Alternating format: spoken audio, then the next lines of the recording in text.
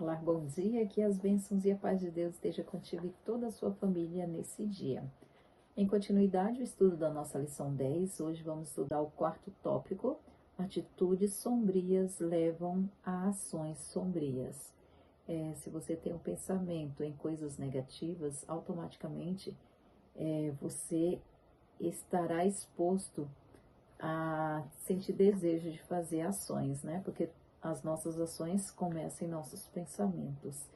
Então, aqui conta a história dos líderes religiosos que estavam com aqueles pensamentos negativos, que não conseguiram abrir o coração para aceitar Jesus como Messias, e tudo que eles faziam era querer provar contra essa evidência, fechando cada dia mais o seu coração.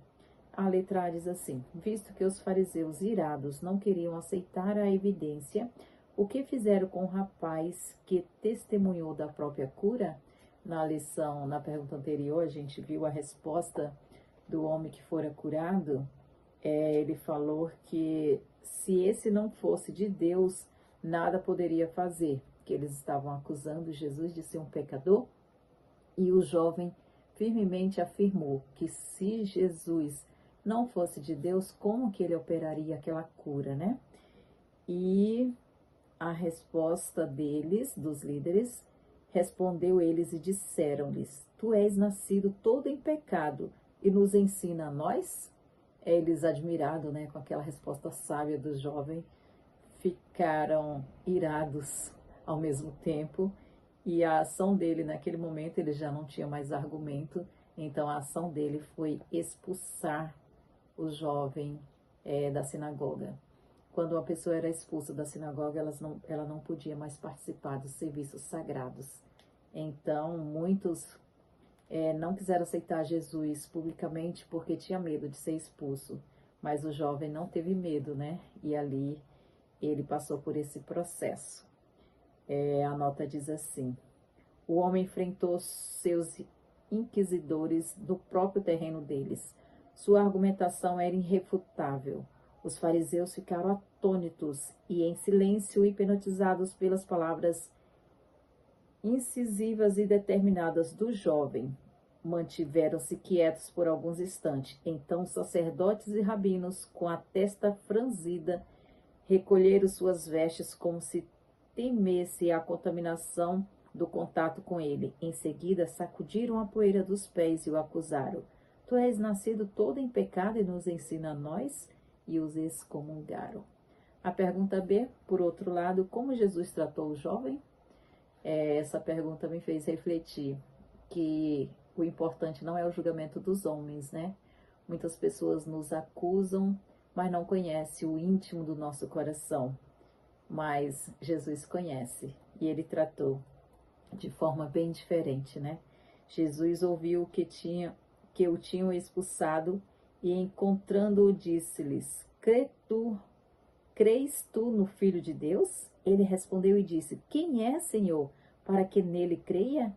E Jesus lhe disse: tu já o tens visto, e é aquele que fala contigo. E ele disse: creio, Senhor, e o adorou. O homem se jogou aos pés do Salvador em adoração. Além de ter recebido a vista, também alcançou a iluminação espiritual. Cristo se revelou à alma e ele o recebeu como enviado de Deus. Muito bonito esse momento, né? A letra C. Qual a diferença entre expulsar um rebelde desafiador e, de modo injusto, expulsar teimosamente por cegueira espiritual alguém que ama a Deus? Então, a gente deve ter esse cuidado, né?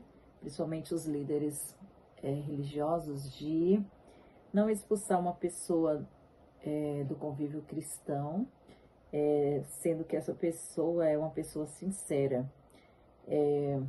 Também nós, cada um de nós, quando julgamos uma pessoa, quando falamos mal dela, às vezes estamos expulsando também do nosso convívio, do nosso meio.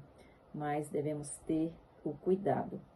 Porém, se vós e vossos filhos de qualquer maneira vos apartardes de mim e não guardardes os meus mandamentos, os meus estatutos que vos tenho proposto, mas fordes e servirdes a outros deuses e vos prostardes perante ele, então destruirei Israel da terra que lhe dei, e a esta casa que santifiquei a meu nome lançarei longe da minha presença.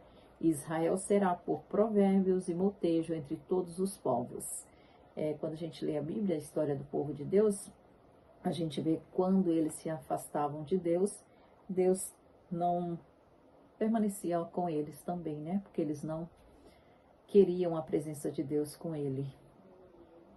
Deixaram ao Senhor seu Deus, que tirou da terra do Egito, a seus pais, e se apegaram a deuses alheios, e se encurvaram perante eles e o serviam. Por isso trouxe o Senhor sobre eles todo esse mal. Então acontecia algumas invasões de outros povos na terra de Israel, porque eles deixavam ao Senhor. O texto de Mateus 12, 31 e 32 diz sobre o pecado contra o Espírito Santo, que não será perdoado, né?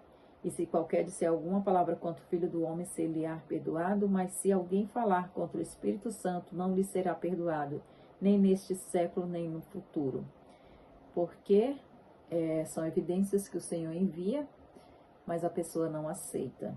Se forem destruídos os fundamentos, que poderá fazer o justo? A nota diz que Wycliffe observou que nenhum homem pode ser verdadeiramente excomungado a menos que tenha primeiro atraído a condenação de Deus. Ele mesmo deixa de seguir a Deus, deixa de seguir os seus ensinamentos, então a condenação de Deus vem sobre ele. Os que ousam apresentar a verdade para o tempo em que vivemos não devem esperar ser mais bem recebidos do que os primeiros reformadores. Outro ponto aqui que devemos observar. Aqueles que querem permanecer fiel, sincero aos caminhos do Senhor, também serão perseguidos, né? Não serão aceitos, porque assim como os primeiros reformadores passaram por provações, os verdadeiros filhos de Deus, aqueles que permanecerem fiéis, também passará. O grande conflito entre a verdade e o erro, entre Cristo e Satanás, deve aumentar em intensidade até o fim da história desse mundo. Que possamos diariamente buscarmos ao Senhor e estarmos preparados, que Deus nos dará a vitória. Amém.